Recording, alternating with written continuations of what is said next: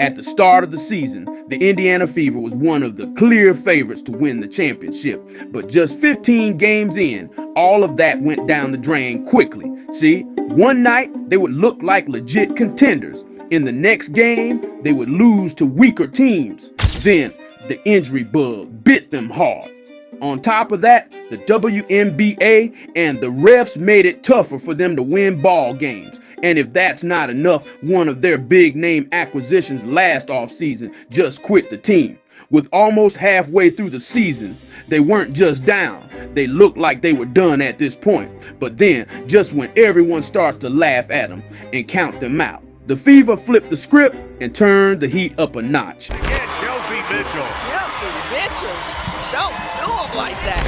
And Indiana has done it. Their first ever Commissioner's Cup championship. In just 8 days, the Indiana Fever went on a 3-game rampage, beating an up-and-coming team while slaying the top dogs in the WNBA. And what's even more scary is that they did it all without the help of Caitlin Clark. And so, with that being said, let's quickly run down what just happened and talk about how the Fever is just peaking at the right time.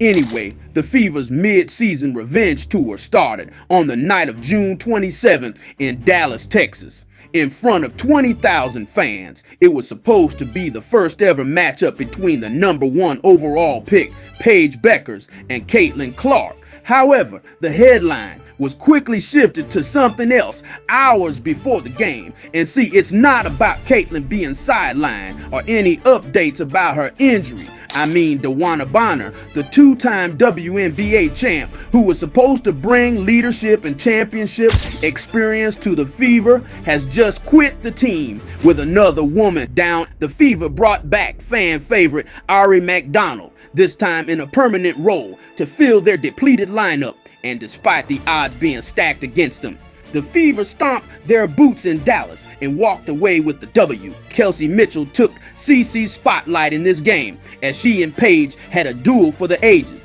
But in the end, it was Killer Kelsey who torched the Wings with a career-high 32 points to go along with 7 assists. Meanwhile, AB backed her up with 21. Then Natasha Howard punched a double-double of 15 and 13. And McDonald also added a solid 13 points and 6 assists as a starter.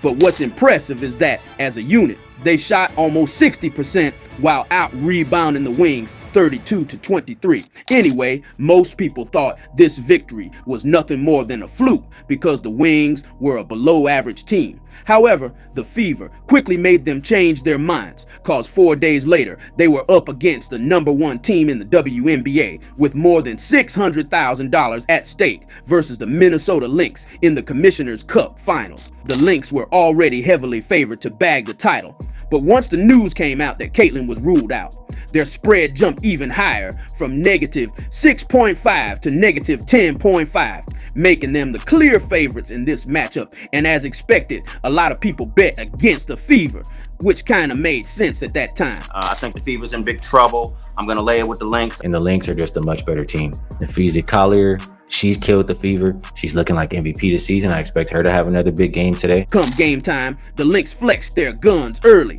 jumping out to a 20-12 lead in the first quarter. But see, after Shepard made this layup right here, the Fever held the best offensive team in the W scoreless throughout the remainder of the second quarter, while launching an 18-0 run on the other end to take a 5-point lead into halftime. The Lynx were stunned by the Fever's suffocating defense, and after stretching their lead to 14, they never looked back as they pulled the biggest upset this season. The 59 points that Minnesota scored were their lowest scoring output so far, and their 34.9% shooting from the field was also their season worst. And aside from that, the Fever shut down the MVP frontrunner and #1 scorer in the league, Napheesa Collier, on this one as they held her down to just 12 points on 6 of 18 shooting while forcing her to commit 5 turnovers. With the one-time Defensive Player of the Year, Natasha Tasha Howard mainly guarding her. And speaking of which, she was also the one who took the MVP as she racked up 16 points, 12 rebounds, and 4 assists, while AB, Kelsey, Ari, and Sophie all dropped double digits in scoring to help the Fever's offensive cause. After being counted out and hated on by the rest of the league, Caitlin rubbed it in their faces by saying that the WNBA is sick of seeing them win while getting drenched in champagne as they were celebrating. I mean, even though she's injured, Caitlin still fired solid shots, which made their haters cry a bucket load of salty tears. Anyway, kidding aside, there's nothing funny about their next opponent because 3 days after their Commissioner's Cup win, they faced the two-time MVP A.J. Wilson and the rest of the Aces, a team they haven't beaten since the COVID pandemic hit the world back in 2020. With their explosive offense anchoring their dub against the Wings and their defense being the key versus the Lynx, the Fever laid the Aces out with a 27-point beatdown as they dominated the former champs on both ends of the floor. Once again, Kelsey led the pack, tallying 25 points on 50% shooting from the field and 66% from distance.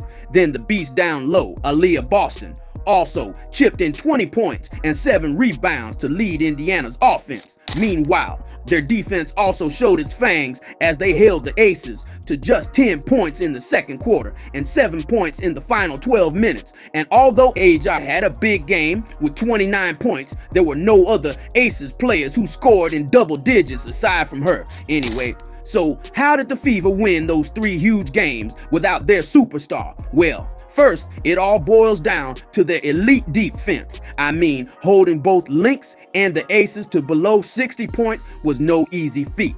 Their defensive rotation was on point, and the guys like Howard, Lexi, Sophie, and most especially Ari were just all over the place. After putting up a tremendous effort on D, they also made their offense unpredictable, as anyone can explode on any given night. Everybody just steps up to fill the scoring void that CC left and helps out the usual suspects like Kelsey and AB. I mean, sometimes it will be Ari who will have a big game, and then on the next night, Lexi or Sophie will drop 8 to 10 points and a couple of threes. Although I'm a bit disappointed that they recently dropped another winnable game versus the Sparks by just 2 points. The Fever are still 3-1 in the last 4 games. So this recent stretch is still a big win for them, and as the stats and numbers showed earlier, the Fever could beat any team in the league as long as they play together as a unit and put their 100% on both ends. Well, here's the scariest part. They're doing all this without Caitlin Clark. I mean, she's coming back soon. And when she does, this team could be unstoppable. And with that being said, I'll just sit on my couch and watch it all come together. Because no matter what the haters say, here's the cold hard fact. The Fever are rising, and the league better watch out.